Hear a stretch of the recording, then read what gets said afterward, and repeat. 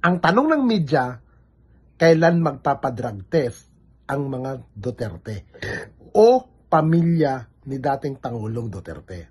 Alam niyo mga kaibigan, nangahamon sila. Hinahamon ni dating presidential spokesperson si Pangulong Ferdinand Romualdez Marcos. Anong hamon ginagawa ni Harry Roque? Magpa-drug test or magpa-polygraph ba yun sa mga buhok.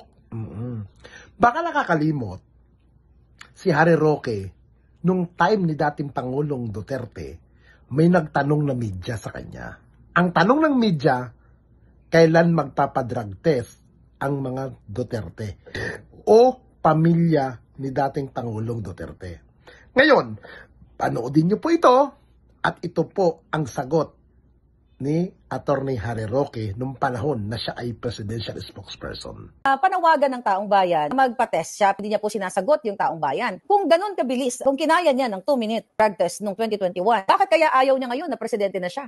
Baka may tinatago. Ito yung mga alam naman na common na gumagamit ng illegal drugs. Ang taong natatakot lamang sa mga ganyan o umiiwas, ito yung mga natatakot na mag-positive sila. Yan naman yung basihan Kumbaga sa scientific method, diba, through laboratory testing. Ang demand sa kanya, lalo yung grupo namin, hair follicle drug test. Okay.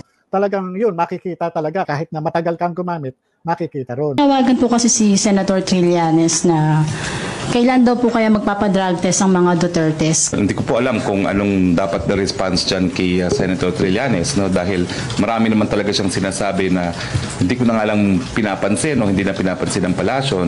Pero ngayon po, hindi ko po alam kung anong sasabihin sa kanya other than ang presidente po ay halal ng bayan. Kung gusto pong magpa-drug test si presidente, gagawin niya, pero hindi po para utusan siya ng kahit sino. Narinig din nyo ang linaw ng sinasabi nung dating presidential spokesperson. At klarong-klaro na sinabi niya na hindi pwedeng obligahin ng sino man na magpa-drug test ang Pangulo. Ngayon, sino ba ang Pangulo ngayon? Si Pangulong Ferdinand Romualdez Marcos na hinahamon na inuobliga ng mga Duterte vlogger na tangat, mga bobo na magpa-drug test.